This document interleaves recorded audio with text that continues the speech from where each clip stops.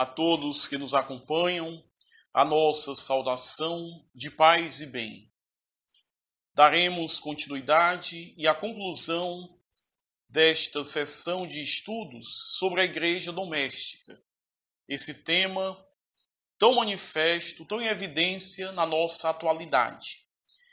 E no último estudo, ou seja, no primeiro vídeo, nós falamos sobre o lar cristão como lugar onde os filhos recebem o primeiro anúncio da fé. Por isso, com toda razão, a família, ela é chamada de igreja doméstica, como a comunidade da graça, o local da oração e, sobretudo, da vivência das próprias virtudes cristãs e na caridade. Nós vimos isso a partir do Catecismo da Igreja Católica, número 1666. Todo lar católico deve ser considerado uma pequena igreja, onde o pai é a cabeça, a mãe é o coração, porém ambos com a mesma dignidade diante de Deus e da mesma caridade. E assim, a partir do testemunho e da condução dos pais, os filhos são convidados a conhecer, a amar e a servir a Deus. Então, neste segundo vídeo, nesse segundo dia de estudo, nós queremos evidenciar algumas questões práticas e a própria vivência da igreja doméstica. E esta vivência, ela vai partir sempre da consciência da realeza de Cristo dentro da família. Cristo, o cabeça. Cristo, o guia da família. E assim, a família ela é convidada a centralizar a sua semana através da participação da Santa Missa, através da celebração da Eucaristia, ou seja, a semana tendo centro o domingo, o dia do Senhor, com a celebração da Santa Missa, e a cada dia ser santificado a partir da vida de oração, seja a oração pessoal, seja a oração comunitária. E assim, os pais são convidados a incentivar os filhos desde criança a aprender e a rezar, quer com suas próprias palavras, a oração que brota do coração, como os vários formulários de orações aprovados e incentivados pela igreja. Destacamos alguns: as orações que compõem o rosário, o terço, o sinal da cruz, o credo, o Pai Nosso, Ave Maria, Glória ao Pai, Salve Rainha, as orações de bênção antes e após as refeições, a oração ao anjo da guarda, a oração de contrição, rezar pelos falecidos e as orações que são feitas para um santo de devoção, da devoção pessoal, da devoção à família. Assim, a oração ela pode ser incentivada também juntamente com o uso da água benta, né?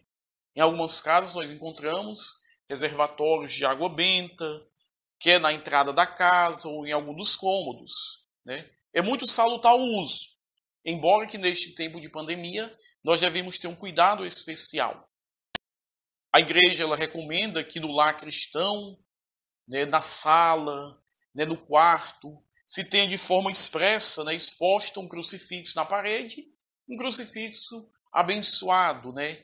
Imagem sacra. Até o ideal seria que cada casa, cada família fosse consagrada ao Sagrado Coração de Jesus, né? Uma prática bastante salutar, em algumas regiões muito forte, né? Na região do Cariri, sobretudo Juazeiro do Norte, foi algo muito fincado na devoção popular através do grande Padre Cícero, e que em muitos lugares se mantém esta devoção do Sagrado Coração de Jesus, o Cristo como centro daquela casa. Algo que nós ressaltamos também é a bênção da casa, né? A bênção das famílias. Em algumas regiões do nosso Brasil, esta bênção acontece de maneira especial na Páscoa, né? Quando que possível, até a presença do pároco abençoando esta família, na qual o pároco, com a sua presença no meio da família cristã, ele exorta, né, sobretudo os pais a assumirem cada vez mais esta vocação da vida cristã para com as famílias. No lar cristão, em contraste com o lar secular, muitas das vezes, a gente chega em algumas casas, tem como centro um grande televisor. Né? Às vezes é marcado o lar secular pelo um grande televisor como centro da casa. No lar cristão se deve ter o centro da casa, né? Um altar, onde se deve ter exposta, né? A imagem do crucificado, a imagem de Maria, a devoção à Mãe de Deus, devoção nossa, uma imagem de São José, muito salutar. São José é o protetor das famílias e o protetor da Igreja Universal e da Igreja particular. E os santos de devoção. Então, nestes altares que devem ser construídos, como também no altar do coração, pode ser até decorado a partir da própria liturgia, com as cores litúrgicas, o momento em que nós estamos vivenciando. E neste altar se deve ter também a palavra de Deus. A palavra de Deus, ela tem que ser também o centro da família. E assim os pais vão incentivando os filhos desde criança, adolescentes, jovens, a ter esta pertença, a experiência com Deus e, sobretudo, com a vida dos santos. Assim como a sociedade, os países apresentam ao mundo os seus heróis, a igreja nós temos um vasto acervo de heróis na fé. Homens e mulheres de todas as categorias, idades, raças, profissões, que são esses que testemunham. Então, a família cristã deve incentivar os filhos a fazer esta leitura da vida dos santos para que possam ser cada vez mais cidadãos bons.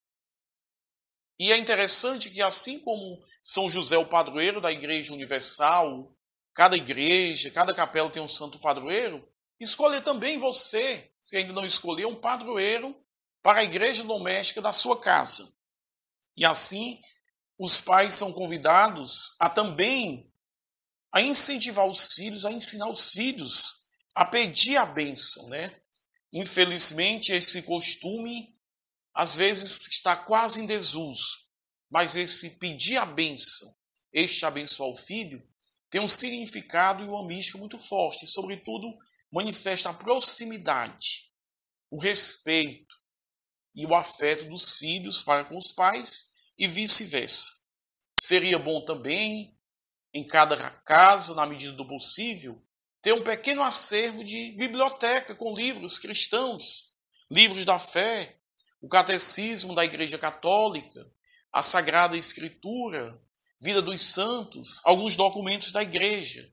Ou seja, o lar católico, ele deve ter esta expressão: imagens católicas, hastes católicas, algo que manifeste de fato a sua fé. Caríssimos irmãos e caríssimas irmãs, nós somos convidados a perceber, a partir da mística da igreja doméstica, aquilo que dizia o grande Papa São João Paulo II. A família é de fato a primeira célula vital da sociedade. E nas palavras do Papa Bento XVI, a família é o núcleo de toda a ordem social. Por isso, o futuro da igreja, o futuro do mundo, passa pela família. É importante que os pais, tios, avós, os padrinhos, os catequistas, os padrinhos sejam os primeiros catequistas das nossas crianças. Que caminhem dando exemplo, né? Às vezes, apesar dos nossos defeitos, cada dia nós devemos ser pessoas melhores para dar exemplo dentro da igreja doméstica, dentro da família. A caminhada é longa. Se nós olharmos o que percorremos, o que falta, nós sabemos que falta percorrermos muito mais. Mas percebemos que já caminhamos um pouco desde o início. Já houve melhores. Então, avançarmos nesta caminhada à santidade. Caríssimos irmãos e caríssimas irmãs, que cada família cristã possa manifestar a presença, a força de Deus em cada casa, em cada igreja doméstica, sendo lugar de fé, de esperança, de caridade, de instrução da esperança e da caridade, sempre alimentada na palavra de Deus e na Santíssima Eucaristia. E agora eu gostaria de finalizar concluindo esse pequeno estudo sobre a igreja doméstica com uma meditação que nós encontramos no rito de bênção das nossas casas, que diz: que o Senhor Jesus esteja no meio de vós, alimente em vós a caridade fraterna, participe das alegrias e alivie as tristezas. E vós, guiados pelos preceitos de Cristo, cuidai antes de tudo que a vossa casa seja uma morada da caridade, de onde se expanda em todo sentido o odor de Cristo. Assim seja. Amém. O nosso abraço fraterno, paz e bem.